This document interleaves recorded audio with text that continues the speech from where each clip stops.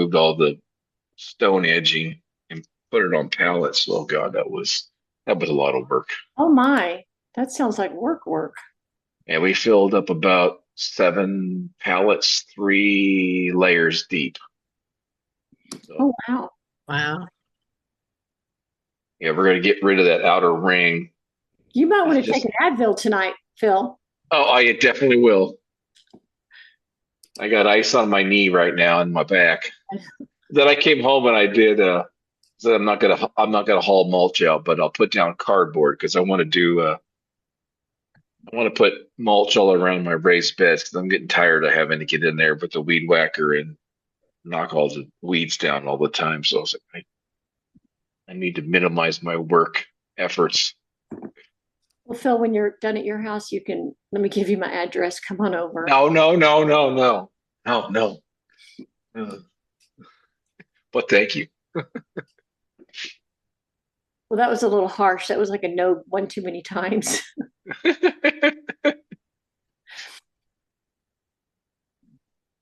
Oh, Phil, I've got to. Yeah. this is Hello. Susan Abernathy. Hi, Um, Susan. Hi, didn't you say that rabbits were eating your rattlesnake master, or was it That's somebody what else? that was Tim from Native Plant Society that thought that. And I agree because Uh, it was the young shoots coming up in the spring yeah. or late winter. And I've never Well, seen that before, but it makes sense. well, they Plant is haven't look bothered mine, so I just wondered if you had any more thoughts about that. But no, they're growing. They probably put on about 4 or 5 inches since I posted that. oh, well, good, good. So they're doing well. I need to they're in a raised bed and it's this is the time of year. Well, I haven't done it in 3 years. I'm adding more mix into these beds, and I'm going to be transplanting because these are about I don't know, I'm going to say about 20 inches tall, and Mm. they've shrunk down half that. So I'm going through the process of getting my planting mix in, and then I'm just going to start transplanting and moving things over to different locations. I want to smother the have you guys ever grown American germander? It's like, oh my gosh. I saw some of that at a nursery the other day and thought of you and thought, no, don't pick it up. No, my goodness, because that goes. It kind of went dormant last season, and this blue mist flower took over, which I didn't Yeah. plant, with a little bit of Greg's mist flower in there. But now that I've cleaned out the beds around the greenhouse, it's like, oh gosh, what is? Oh, look who's back! And it's all around. I got a 12 by 16, and 3 sides have raised beds on them, about 2 feet deep, 2 feet tall, Right, I and remember. that yeah.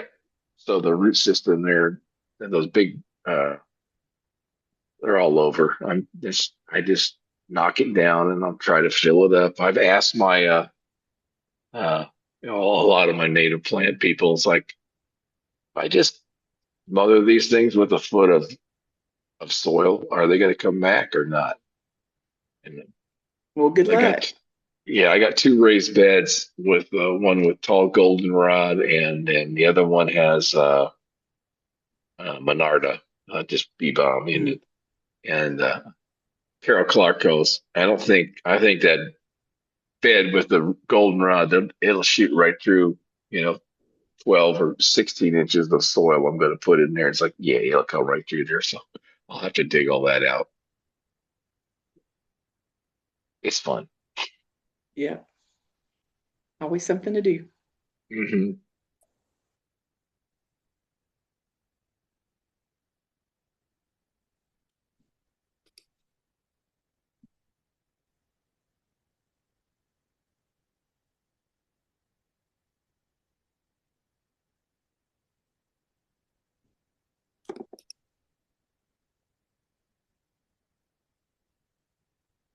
All right. Well, we've come to 7 o'clock, and to be respectful of everyone's time, I want to get started on time.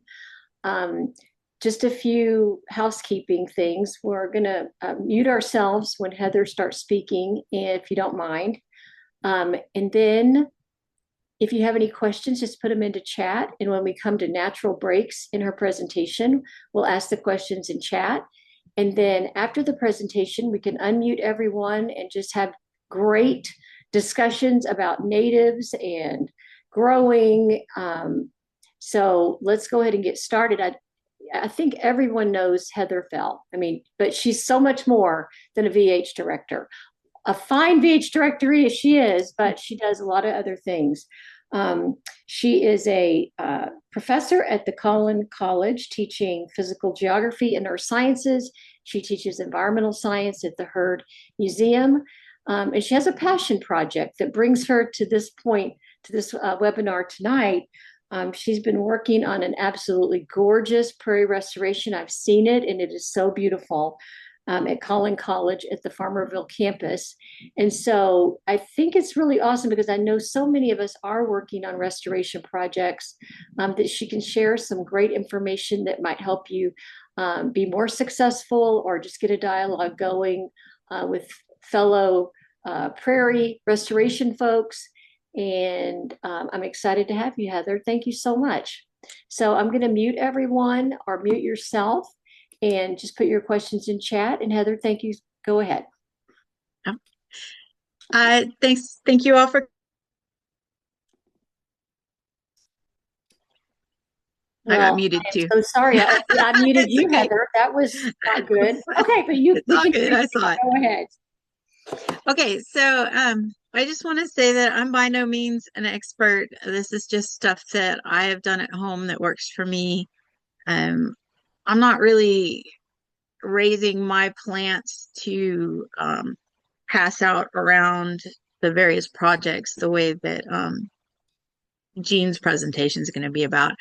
I more made my plants so that I can gather seed from them and take those to my restoration projects, because I have a hard time successfully transplanting plants for whatever reason. It just doesn't work for me. So this is just about some of my experiences with what I've been doing. So some of the reasons I do this is that not all of our species that we're looking for in our projects can be found in nurseries. A lot of them can't. And for me, I think it's easier to pass around seeds and share those with my fellow master naturalist members than trying to transplant plants. It just works best for me. Especially since some of our natives have such deep tap roots, it's really hard to move them around. But also, it's cheaper to have our members doing it, not for us personally, but for our projects, if we're not buying from the nurseries. And of course, there's always the pride of knowing that you contributed something special to the project you're working on.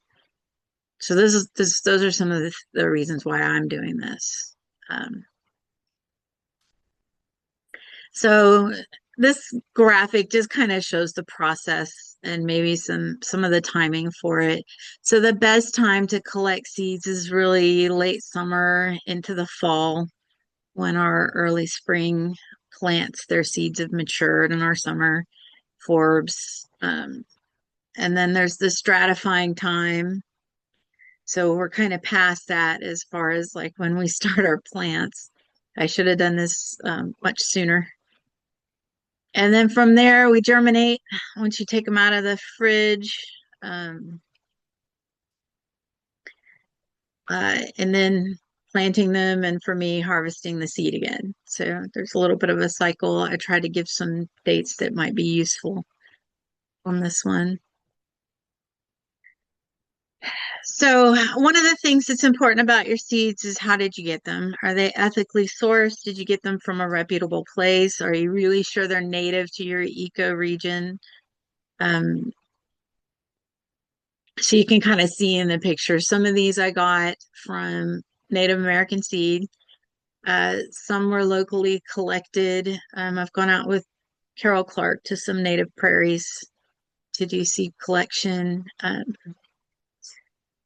Personally, I signed up for this because I found that one, it's really expensive to go to nurseries and keep buying milkweed that's going to keep dying, especially because you never know when and where milkweed's going to take. So, but you can gather a lot of seed from just one milkweed plant. The amount of seed that it puts out is amazing. So that's why I started doing this. And I've shared seed around with the Heritage Farmstead, with some other Blackland Prairie restoration projects, not just the one in Farmersville, and with other people on other projects to try and help also with genetic diversity of our plants.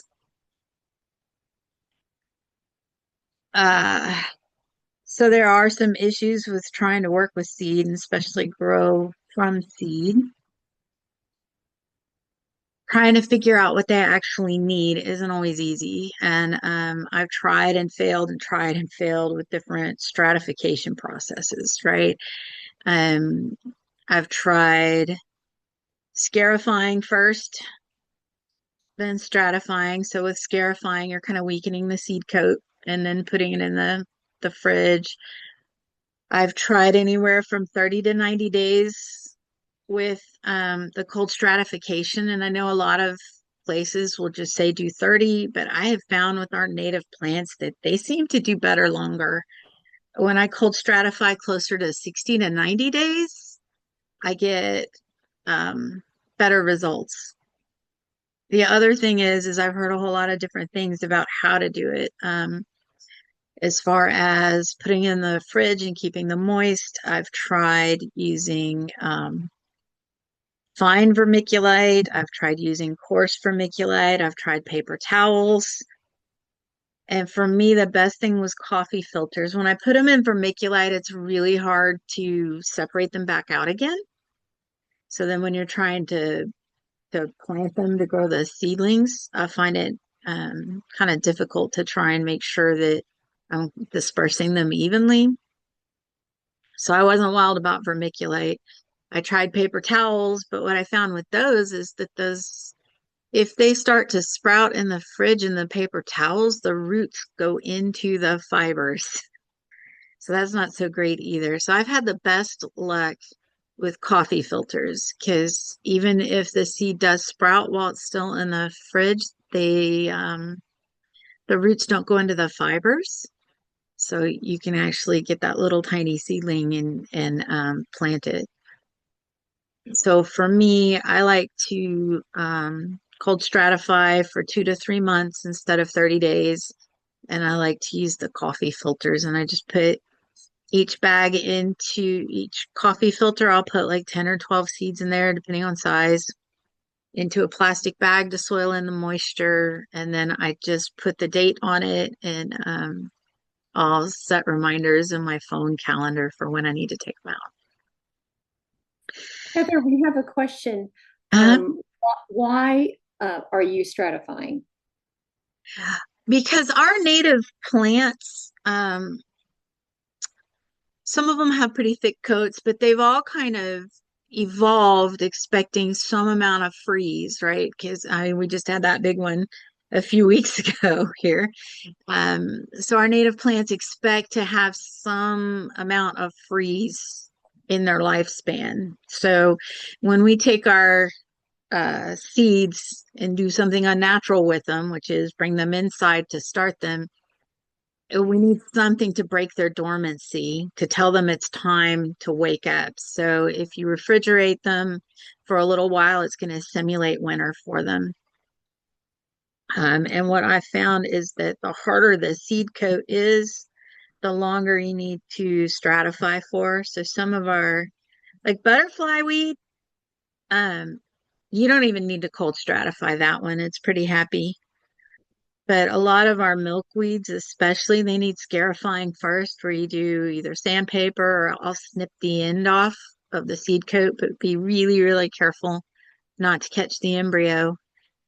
And then I'll put it in the refrigerator. So it really, a lot of it just depends on what the seed coat looks like. If it looks like it's a thicker, harder seed coat,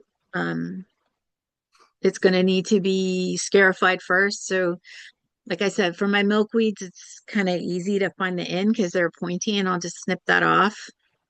With some of the others, I just rub them in sandpaper just a little bit. Again, you don't want to go so far in that you hit the embryo inside the seed. So you're just kind of lightly scuffing the edge, and that will help the seed coat break. Um, so that's why I put in the slide here, physical versus physiological dormancy. Physical dormancy, that's the really hard seed coat that you need to kind of break up a little bit or scarify, because out in nature it would be in soil and critters and things would be moving around, and the soil itself has shrink and swell because we have clay, so that'll automatically or naturally scarify the seed coat. But our other ones that are looking for a physiological break for the dormancy, they need to go into the cold and come back out. And when they warm up again, that's their kind of signal to start sprouting. All right. Before Does you that move, help? there's a few questions. Do you use Okay. bleached or unbleached coffee filters? How do you know you're keeping the moisture level correct and not getting it too boggy? And then do you Okay. ever just sprinkle the seeds on the ground during the year, spring, summer, and just let it naturally occur? Okay. So I have unbleached coffee filters at home for myself, so that's just what I used. I don't know if it matters one way or the other, but since I use them for myself, I use the coffee filters I buy in bulk. So mine are just unbleached. Um, you want to make sure that your coffee filter is damp but not too wet. I found that if I put too much moisture in there, if it's like soggy, then I get mold or mildew or something that grows on the filters and on the seeds. So it's kind of a fine line. You want it to be damp, but you don't want water like dripping off of the filters. And then since I have them in clear baggies, I just check them every now and then. You can kind of see in the background that image of like a little plastic toad. So I just put, because I'll do a bunch at once, I'll just put them lined up in a tote in the baggies, and every now and then I'll check them and see if they still look uh, wet. Um, I don't normally sow straight onto the ground. And I'll talk about that in a little bit, mostly because I rent, so I don't have flower beds. Um, I have pots. So sometimes I will put things in a gang pot and just see what happens. That's how I found out that the butterfly weed, you can pretty much throw that down any time of year. And I've thrown it just into my pots in February or March because I didn't have anything else, a place to put it, and it sprouted. Um, so sometimes I do. What I have found is that a lot of our native flowers, since they have thinner seed coats, you can just hand sow those and throw them down. They don't need to be stomped in. They don't really seem to worry about good soil contact. They just need light to germinate. Some of the ones with the thicker coats, they need to go into the ground. So you got to press them in because they need a really strong soil contact to get those going. And they definitely need to overwinter. So if you're just going to throw seeds out, you need to do it in September, October, somewhere in there. Okay. So for me, this is how I started. I started with Carol Clark's Grow Out Project. She gave us these the pans from the dollar store and cups and soil. So I stratified. I actually, when I was doing hers, I did vermiculite. I used vermiculite in the refrigerator, and then I pulled them out. My husband and I were sorting through the vermiculite looking for milkweed seeds, uh, which was tedious. And then I just bought these cheap grow lights off of Amazon, and you can see that I set them way too high. So my seedlings were kind of leggy. So my first attempts at this were not so great. But I feel like every year I learn a little bit more and I get a little bit better. So this is where um, I started to get a little bit further into this, and I started looking into, well, do I want to use cups? So I started out with the plastic cups, and then I tried growing grow bags because they fit better into, you can see how nice and tight they fit into the tubs. And then I even tried the tree pots, since our milkweeds and stuff have such long tap roots. And to be honest, I keep going back to the cups. I like that they're clear. I can see the roots growing. I can see if it's getting root bound so that I know that it's mature and that it's time to repot. Um, the bags I didn't like because when you take them out, they lose that shape and they just kind of collapse on me. So they're great in the tubs when they're all real tight together, but once they're out, they weren't great. And so the tree pots were fine, but they cost more than the cups. And I couldn't see the roots, and I really like being able to see the root development.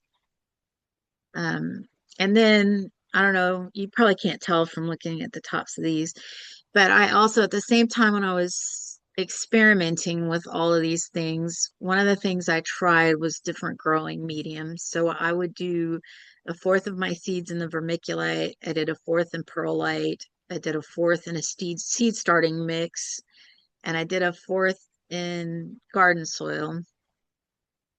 And in the end, I didn't like any of them. Um, Vermiculite by itself uh, is too expensive, and there's not enough nutrient once the plants start growing. I didn't actually grow in perlite. I'm sorry. I put the perlite in with the garden soil, and I like that because it helps with drainage. The seed starting mix, I know they tell you to use that, and it's the greatest thing ever. I don't like it. It's hydrophobic, which means that when you first start trying to water these things, it repels water a little bit. So you have to like completely saturate it. And if it ever dries out, then you got to go through that process again. And I'm not the best waterer, so I really don't like seed starting mix. What I do now is a mix. I use garden soil. I put perlite in it and vermiculite. So the vermiculite's going to give it some good minerals.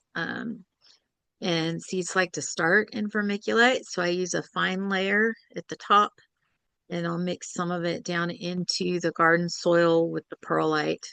And that seems to work the best for me in terms of the soil draining, so it's not too wet. So for me, I'm back to cups, but I do a little bit of layering with perlite and garden soil and vermiculite, and that gave me the best results.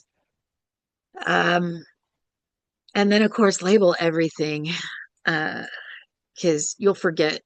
I give it bin numbers, and then I don't know if you can tell, but on the bags, I gave it seed numbers because at one point I had 40 different variety species of things going. And if you don't, it's hard to keep track if you don't label everything. So that was kind of how I was advancing through. You can see my grow lights got a little bit more higher end in my greenhouse here. This is just a real small one. So I'm in a small house and I'm renting. So my footprint for growing seeds is pretty small, but I managed to shove this into a corner and it works okay. As far as grow lights go, I've tried a wide variety of them. For me, the only thing that really matters is not having them too far away from the seedlings when they're first getting started or they get too leggy. I've tried the full spectrum lights. I've tried the infrared. I didn't even see huge differences with using those so much as just making sure that they were closer to the seedling starting out. So sometimes I would put like little props or uh, wedges underneath those bins to get them up a little higher and then take those out once the seedlings are getting taller. And then our prairies really like full sun. So I've done it. When I first got started, I wasn't leaving my grow lights on long enough. So that was another reason I was getting leggy seedlings. Mine have the maximum timer on my grow lights is 12 hours. So sometimes I have that. But I'll be honest, Carol Clark said she leaves hers on all the time. And I started doing that. And I got fine results with that too. So sometimes I just leave the grow lights on all the time because my timer is not long enough. Heather, there's a question. If you have a room that's outside, can you just do it outside with natural light, or do you need the grow lights? If you're outside, you can do it with natural light. Again, the only issue with that might be the legginess, depending on if you've got anything that interferes with your light. Like if your uh, if your place where you're growing gets too much shade or something, you might have an issue. But if it's in full sun most of the day, then it should be fine because that's how our plants evolve naturally, right? Um, Prairies don't have shade. They're not supposed to have trees. So as long as your plant is getting full sun for most of the day, I mean, that's how they evolved anyway. Okay. One more So that's, question about the uh, cups. What do you do for drainage? oh, okay. So for the cups, um, I drill holes in them like with a drill. But I do the holes from the edges along the perimeter. I'll do like 4 holes. And the reason that you'll see up there why my cups are in totes like that is so that I can water from the bottom because that'll encourage the roots to grow longer. So I do a couple things. I drill holes just around the edge of the bottom of the cup. And then, like I said, I water from the bottom always, which is why the cups are better than the bags too. Because with the bags, I found that there was no room for drainage because they packed in so tight. Uh, so I like the totes the best with the cups because there's more space. Okay, so this is where I'm at now. Now I have 2 little indoor greenhouses. I've got one that's a little bit wider than the other one. I've added covers for them to hold humidity in. I've abandoned those bags. You can see my growing partner over there. That's my son, inspecting the growth on our plants. There are some different things I've tried even with these. I've tried warming mats. I didn't see a difference. I think it just adds complexity where we don't need it. I have recently purchased a watering system because that's a failing of mine is that I'm really good at getting these started, but I'm really bad at maintenance. So I got a watering system with a timer that has tubes that'll go to each of those tiers and it just pulls out of a 5-gallon bucket and pumps the water in. So that helps. I added the covers so that it'll trap humidity and keep them wet because I'm not kidding when I say watering plants is like my worst enemy. I'm so bad at it. Some people use small fans because we have such strong winds here and it kind of mimics nature. I haven't done that, but some people do. I will say that one of the issues though with trapping humidity is if you overwater and you have water sitting in those tubs, you will get gnats. Um, So when you're setting up systems like this, you want to make sure that even if it's humid in your little greenhouses, that it's not too wet, or you're gonna get just hordes of bugs. My husband was not amused when that happened. So just something to another pitfall or learning experience for me.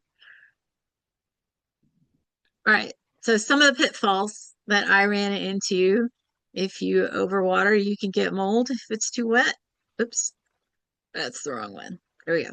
If it's too wet, you can get mold, or you can get yellowing. I didn't have that one too much, but I have had mold kind of grow on the top of my soil.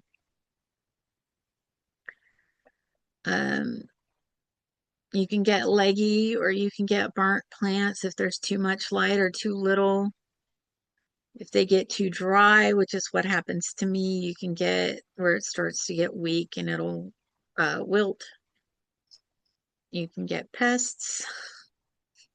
So there is kind of an art to this, and I'll be really honest. I took this season off because I feel like I'm really struggling with the legginess sometimes, or the underwatering. So I've bought some supplies like the automatic watering system to try and get around my own shortcomings. But there's definitely an art to trying to grow from seeds. It's not the easiest. Okay, so then the next thing is, when do we move them outdoors? So this is one of my outdoor systems. Again, since I rent, I wanted to be able to take mine with me, so I bought a feed trough. And my husband came home from work one day, and I was out there drilling holes in the bottom of it and putting casters on it to make sure that I could take it with me. And this is a bunch of bee balm. I'll talk about some of my experiences with this trough in a little bit. Okay, so why do we move them outdoors? We do need to toughen or harden our seedlings. So once they get to a certain size, they do need to move outdoors. Obviously, wait until the frost is over so they don't look like this. You want, and this is why I really like those clear cups, you want to know that your roots are nice and well developed before you take them outside. And in those clear cups, you can see that. And you'll see that, like, when the roots reach the bottom of the cup and when they start filling in around the soil. You don't want to shock them when you do move them outside. So you want to make sure that you have a water management plan so that they don't go dry like mine do. You want to do this gradually. The first few times you move them outside, don't leave them out there. Put them out during in the direct sunlight.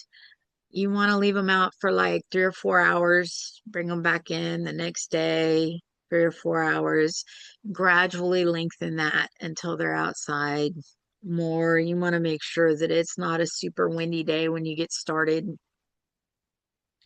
And you want to take like a week or two to acclimate those plants, because they've been living the high life inside your house with air conditioning, and their climate's not variable in those greenhouses indoors. So when you move it outside, you want to make sure that you're not shocking the plants. One of the ways that I do this is I have little greenhouses that I set up on my outdoor table, and I put them inside there. So the first few days they'll be in the greenhouse, and I bring them outside and I put this little door down so that they don't get wind. And then after a few days, if it's a little bit windy but not too strong, I start opening these little side panels so that they'll get a little bit of wind for a little while, right? And then slowly work them up to not being in the greenhouse at all. So that, again, because our winds can be kind of brutal it eases them into that transition. Okay, so if you're like me and you're keeping these for yourself because you want to grow for seed, then you need to make sure that you're putting them in the right type of container. A regular pot doesn't really work for our plants because our plants here have to have pretty deep roots to get down to the water supply and push down out through our clay. We tend to have more plants that grow tap roots. So you want to pick tall, skinny pots over the typical round, like fat, short ones. So you can see I picked that feed trough because it's really tall.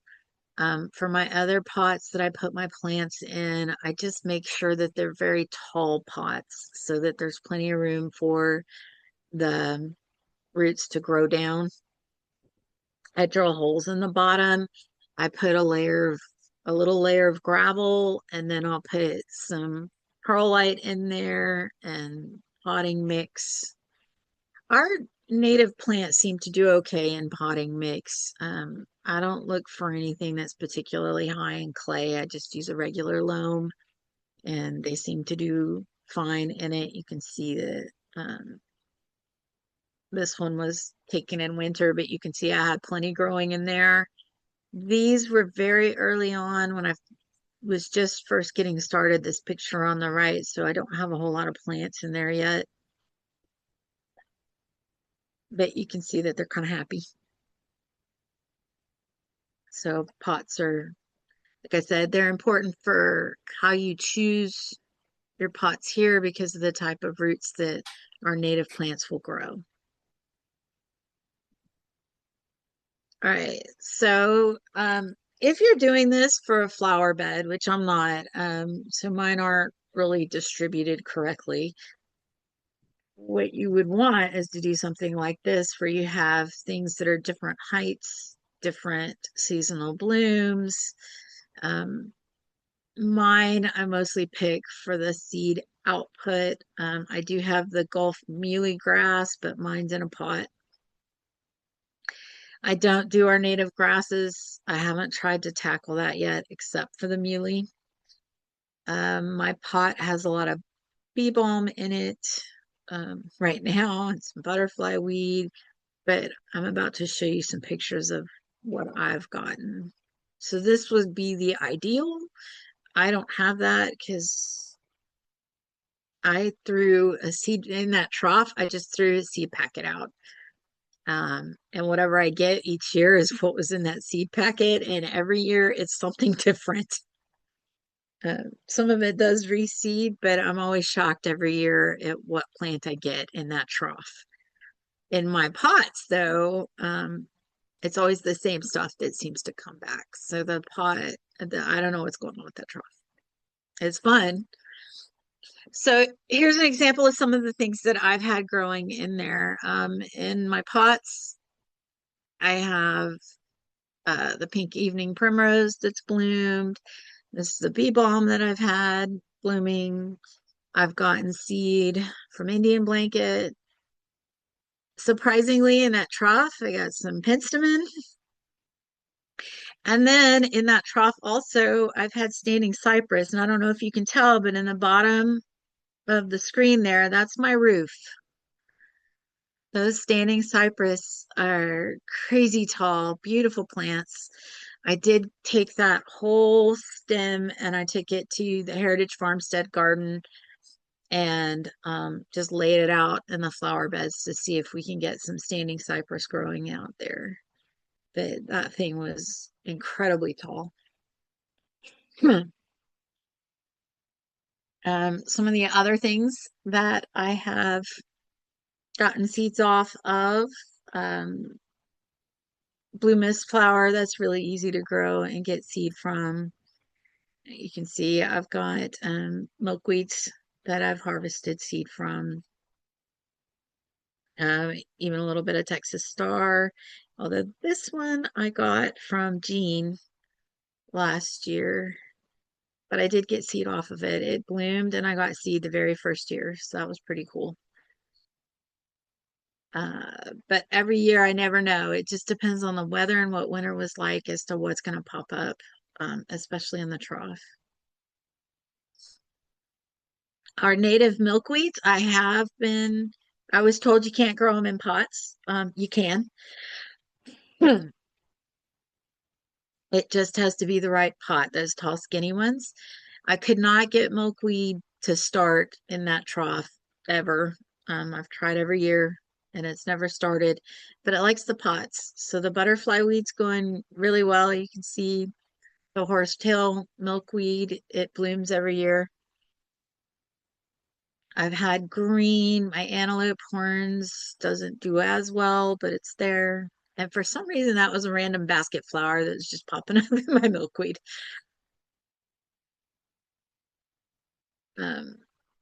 Okay. And on a bonus, I do get some visitors. So you can see there, I thought this was fun.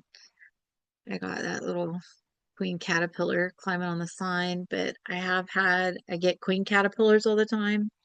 I haven't seen monarchs, but I'm not sure that my house is in their migration path. Um, and then I did get a bee on my bee balm, so that was pretty cool. So it is working. One of the reasons that I did this is because my old house, when we lived in Houston, I had a beautiful butterfly monarch garden, and I got monarchs every year. And when my kids were little, we would watch the whole life cycle. And I really missed that. So when we moved up here, I couldn't have a monarch garden because we're still renting. So the trough was supposed to be my butterfly garden. And the milkweed won't grow in it, but it will grow in the pots. So I do have visitors, which is really nice. And then this guy just showed up in one of my pots one day, but it is a native. This is red whisker clammy wheat. And it puts off a ton of seeds. So I like throwing this one in because the seeds on that are amazing. It puts out tons and tons of seed. And this is one you don't need to cold stratify. So I just take it to the different places and I can give tons of seed out. And you just throw it and see what happens. I have no idea where it came from. It's growing in one of my milkweed pots, so I know I didn't put it there. And it wasn't something that I seeded in that trough, so I have no idea how I got it, but it makes great seed. It's a good producer, and it's really cool flowers. When it comes to seeds, once once these guys start to split, the same thing with the milkweed or any of them, I wait until I see them starting to split or open, and then I'll go ahead and pick them. And then I'll just put them in a tray or something when I bring them inside, usually a baking pan. And I'll let them sit for a while so that the seed pods dry out and start to brown. And once they break open easily, then I'll start cleaning them. If it's something like a milkweed, you can just take it outside and let the wind kind of blow and it'll take off some of that floss for you. Because that stuff's not a whole lot of fun to work with indoors.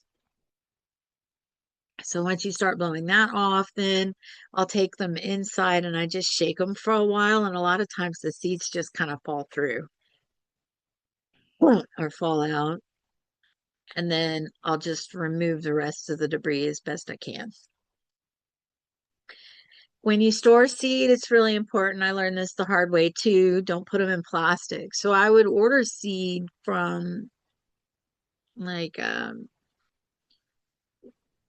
smaller companies and they were coming in plastic bags and I didn't know any better. So when I started collecting my own seed, I was putting them in small plastic baggies and it traps moisture. So it's actually really bad for your seeds to do that.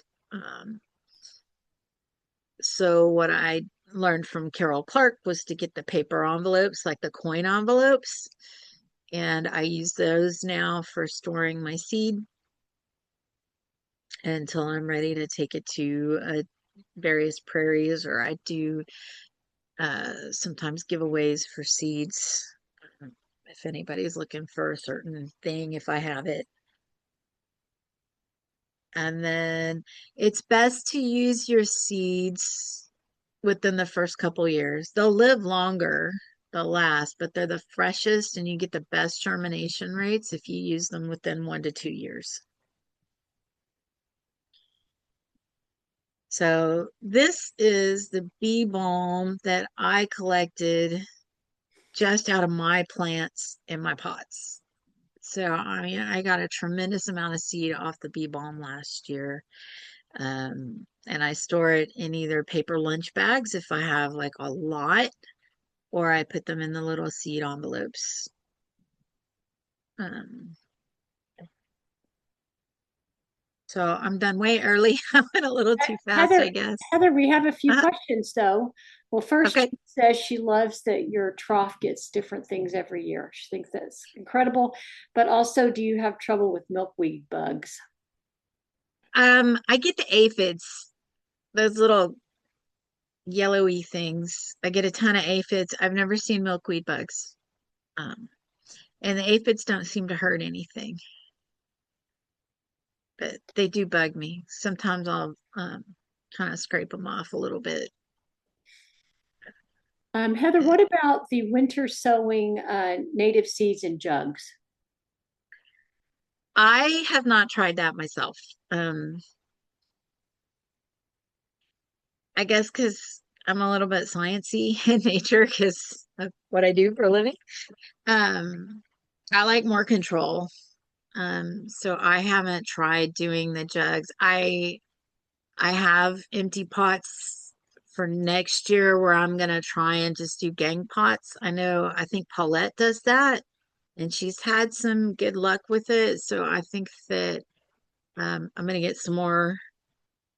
I've got some tall, skinny planters that I'm gonna put soil in, and I'm gonna try and just throw it out in September or October in pots outside and see what kind of germination rates I get. But I haven't done it yet. But I don't know about the jugs. Fantastic. And then, where did you get those small greenhouses? People want to know. Amazon. Wait, these or the ones Yeah, inside? I think. Mhm. Amazon. I just looked for outdoor greenhouses or small greenhouses and I bought them. They come in a set of two. All of my stuff, the bigger greenhouses too. I got them all off of Amazon. It's uh Fantastic. Well, yeah, and they're really handy because they're those kind of that they fold up like kind of like those windscreens, for your car, the sunscreens. They kind of fold up like that where you can just kind of twist them and they get small and flat. So those four sides just kind of collapse in flat and then you twist it. So they're really handy to store. so everyone, thank you, Heather. That was really, I want to go start some seeds right now. Um, all of our participants, if you want to ask a question or you want to make a comment or communicate, just unmute yourself, and you should be able to join in. Or if you've got advice for me, I'm always looking for ways to improve because it's hard. Seeds are hard. So Heather, me being a master gardener, I got a lot of, oh my gosh, lots of great people on the master gardener side.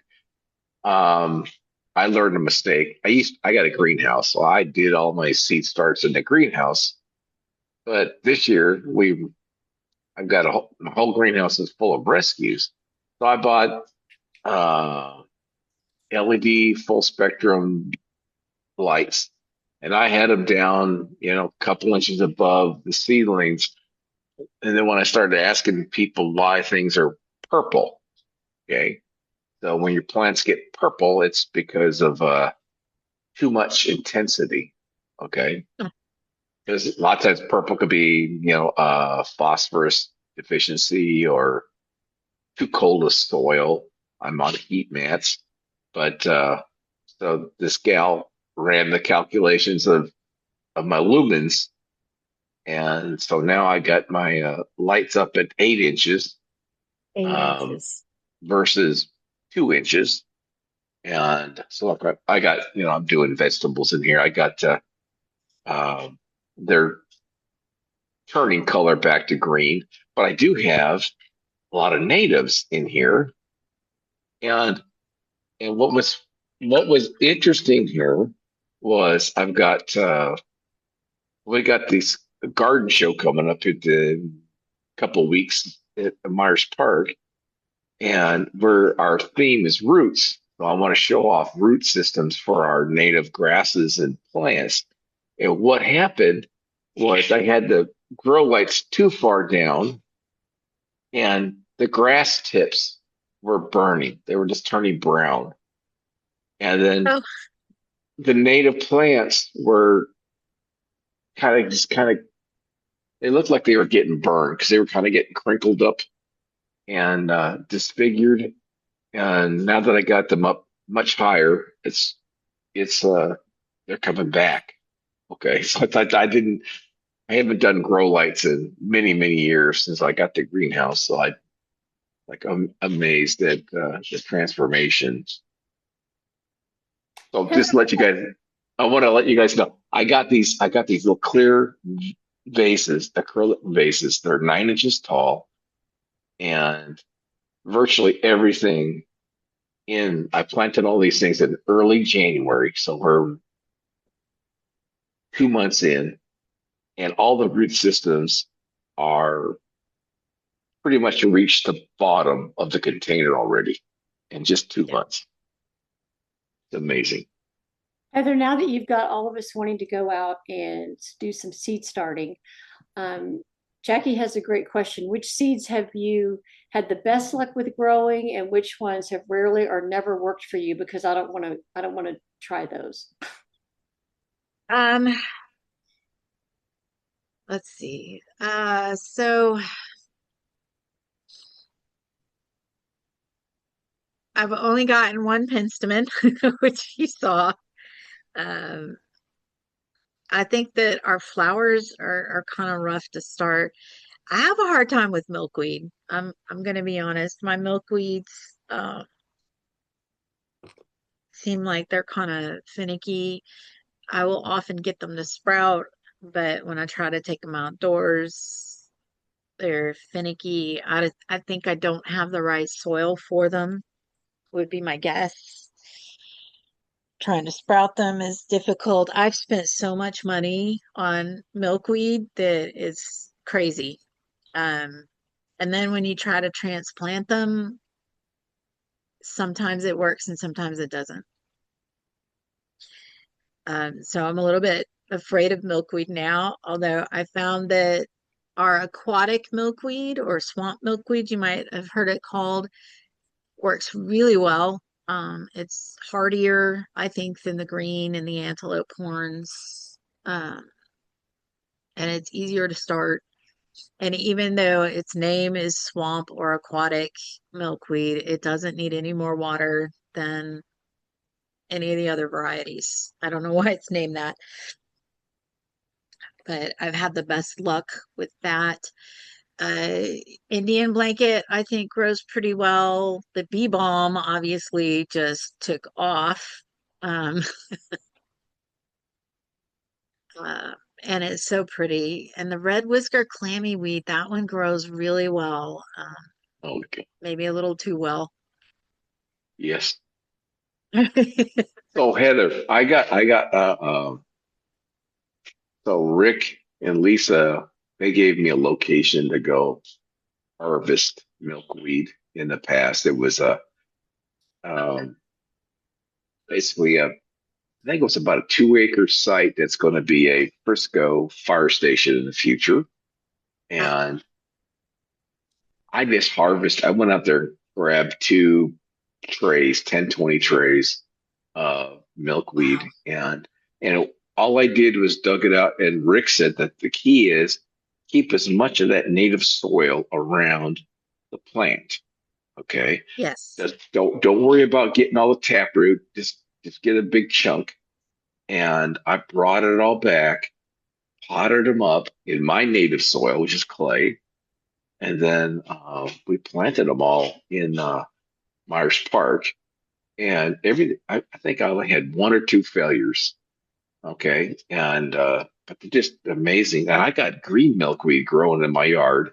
After I let it go, I stopped all the turf management and just let it go native. Yeah. And I got green milkweed everywhere in my yard. And I love it when it pops up here and there. And when I'm out there mowing, it's like, oh, gotta move around this one, and I flag them a lot, so I make sure I don't run them over. But yeah, just harvesting in the wild, it works really well.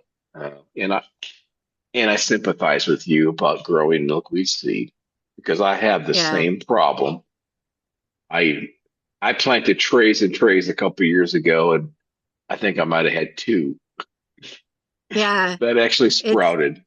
Oh, I I suspect that they're very sensitive to the soil, like the garden loams and stuff that we can get yeah, in the garden yeah, centers doesn't cut it for milkweed. But yeah. I haven't found a place yet where I can source Blackland Prairie soil either. Because it's scarce and nobody Come to wants my to yard. buy clay. Come to my yard. You can have plenty of it here. So yeah, it grows well here. And yeah, you talk about the swamp milkweed. It does. My yard is so my neighborhood was agriculture, farming, and it's flat and it holds a lot of water. I got lots of puddling. So over the last couple of years, I'll let Mother Nature come in here. So let me grow the natives in my yard, and I've, I'll, I'll get out the old stuff, the weeds and the non-natives, but I let the asters and oh gosh, tall goldenrod. I'll let all these natives go. I know they're just penetrating deep roots, and I've just noticed this last storm that came through here. It's like, my yard drained pretty damn fast compared to my neighbors. Okay. And which is which they're managing with just, Bermuda grass. It's like, okay, so I think I'm doing something good here with what I've got. And Susan's still on there, so she's seen my yard. It's like, so I'm tackling a 1,800 square foot pollinator garden this year with natives. So that's what I'm going to conquer this spring and into the summer. So Oh, that sounds awesome. Yeah. yeah, Yeah, drainage is important. yeah, hmm It's kind of I struggle with that in the pots. Uh, I think I have one that I think I'm gonna have to empty out and put more drainage holes in. I think we only put one in the middle, and I'm paying for it. But at the same time, I've got seed in there because has stuff growing. I don't want to pull out. So a couple other little tips that I've uh, acquired over the years for seedlings. I bottom water everything that I do, and that sounds like that's probably what you do too. And Yes. um, and the key is, especially with the natives, is to let them. You got to let them dry out between watering cycles. So having Yeah. them on a timer that's like going, probably not the best thing. You'd probably want to let them dry out a little bit and then water them again. Um, So the other thing is to help out with mold and damping off is I've learned you take on your seed trays or your little containers there is sprinkling a little bit of vermiculite across the top of the soil. Because Yeah, that's what I vermiculite, do too. yeah, okay, because that has antifungal properties to it, and I've had good success with that, over the last couple of years doing that. Because I would get stuff going, I've got them up like vegetables and tomatoes. It's like, okay, oh, they're looking great, and all of a sudden, and then I come up the next day, they're all just dead, and I Oh, and it's just damping off that took them out. So, all right, that's good. yeah, I've It's just started doing that with the just a real thin layer of vermiculite across the top. Um, yeah, yeah. That to me has been my saving grace with mine. It's like I just got to get my peppers looking good now. Tomatoes, they're still purple. Hopefully they'll come around. Usually when that happens, I once I pot them up, they hear themselves. yeah, And I was just so worried about all my natives here. It's like, why are they looking like they're burned? And then when I talked to we got a gal in our master gardener group that she's up in Grayson County, and she's got a big ranch, but she's propagating a lot of stuff for our garden show. So she's doing 500 tomatoes. So she works for a Victory Seed Company, which does wow. one of their specialties is dwarf or patio container tomatoes. So she's growing those plants for seed production.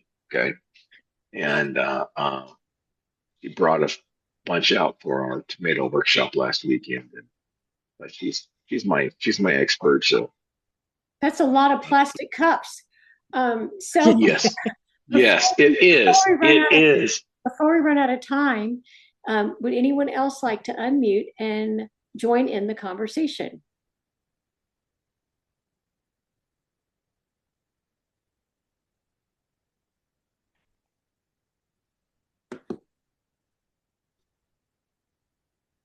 All right, back to the tomato growing. So I just want to thank you all for attending tonight. I really appreciate it. yeah, it's awesome. You've gone through. Your whole story is like just exactly what I've gone through. It's like some things are good, some things are bad. Um, Yeah. if you came over and saw my greenhouse right now, I've got it's 90% natives that I rescued. I would literally pull out the native plants we had at Myers Park and just put them in big old trash bags and brought them home. And I might not pot them up for a day or two, and they look sad. And when I Yeah. did them, they all came like giant coneflower. They look so sad. I'm gonna try, put them in, and they're all just thriving in the greenhouse. And they put out new stems, and they're great. Yuccas. Oh, I got twisted leaf yucca and red yucca that I still got some out in the greenhouse to pot up, but they're just like they they're looking great. They went from this like dead brown color. Now they're putting up new growth. Uh, So, where are you rescuing from? at Myers Park in McKinney, we have an 8,800 square foot uh, perennial garden. There's a lot of natives in there. I would say it's maybe 50-50, but what we're trying to do is grow plants there that will do well in Collin County. Okay. Um, Okay, so so you're not hardy. actually rescuing, you're just growing and then Oh yeah. redistributing What them what to we're other doing what we're places. doing is we're taking this 8,800 square foot garden and we're starting over. So last fall we dug them all up Big. and I grabbed as many as I could and I was focused on the natives, and my greenhouse is literally full of natives right now. So, and I would say 90% of them survived. I got some that haven't put up anything to any green. I kept the greenhouse at about 55 degrees all winter, and most things thrived. But whatever, it's just not. Some of them are not gonna. They're not gonna survive. And then I'm gonna get them all out into my this 1,800 square foot garden I have in my backyard. Just But to mention to everyone, if anybody is yeah, looking for green milkweed, Grand Park is about to start being developed. uh, You enter into Grand Park in Frisco, so that would be another place to go get that. And then like some are you talking Heath, about grab Heath Aster transplanting? is also in there. Yeah, you can transplant those. The Heath Okay. Aster, there's tons of that. And then of course the tall goldenrod too is out there as well. And there's some other plants too. So if people need transplants, that would be a place to go before they start developing it in April, because that's when they're going to start ripping out the ground. Okay, great. And I've got lots of goldenrod and bee balm in my house right now. If anybody wants any. I'll be by tomorrow. Oh my God. I let two of my raised beds go, and I have one of them. It's just full of bee balm, and I got some penstemon in there too.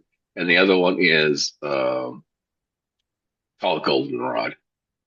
2 years ago, I had one that popped up, and oh, it branched off about 4 or 5 branches on it, looking great. And then we had a big old thunderstorm that came in and snapped it off about 6 inches above the ground. It came back. And it's if you ever seen one of my backdrop photos of goldenrod, that's what I hit. That's that picture coming from that bed. It's like how that was one plant. It's like it's amazing. So someone, I think it was might have been Carol Clark that told me that if you cut back those tall natives like frostweed and goldenrod and sun like Maximilian sunflowers, oh, say late May or early June, cut them back by a half, they will branch out and give you a more bushier plant, but shorter. It's I remember the frostweed over oh at the Bush Library. Um, I took a tour there, and they don't cut them back, and but there was a lot of them that had fallen over because they were so tall. They were 6 or 8 feet tall, and the wind blew them over. And then somebody in my group suggested that if you cut them back about end of May, early June, they won't fall over. So,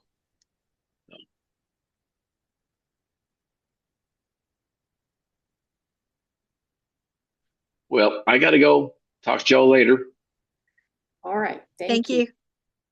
Heather, thank you so much. It was so interesting. We have a lot of people still hanging on, listening to every word, but let's go ahead and end Yeah. it for tonight.